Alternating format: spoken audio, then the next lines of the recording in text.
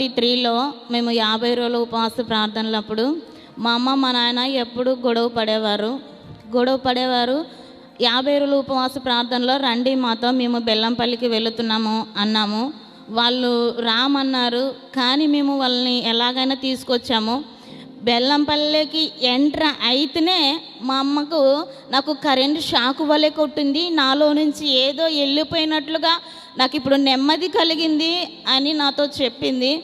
Mummy ఎప్పుడు మరి బెల్లంపల్లికి అడుగు పెడితేనే, గేటు ఎంటర్ అయితేనే వాళ్ళలో ఉన్నది విడుదల కావాలని మమ్మీ ప్రార్థన చేస్తుంటుంది. అమ్మ మరి నీకు అప్పుడే విడుదల కలిగింది అని నేను చెప్పాను. మరొక సాక్ష్యము, మా అక్క మా బావ సేవ చేస్తున్నారు.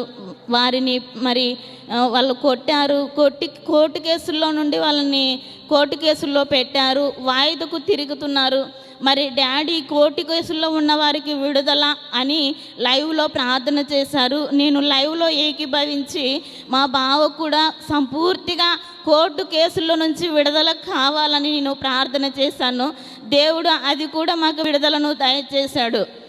అలాగుననే మరి మూడవ సాక్ష్యము, మేము మా కుటుంబము మరి బెల్లంపల్లికి రాకముందు కట్టుకోవడానికి బట్టలు లేవు, తినడానికి తిండి లేదు, చాలా విపరీతమైన పరిస్థితి, ఆర్థిక పరిస్థితి. మరి మమ్మీ డాడీ వల్ల, దేవుని దయ వల్ల దేవుడు మాకు చిన్న గృహం ఉండేది. ఇప్పుడు 10 లక్షల ఇల్లు మాకు దేవుడు దయచేశాడు.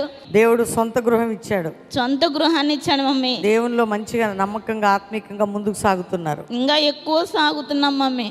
Praise the lord.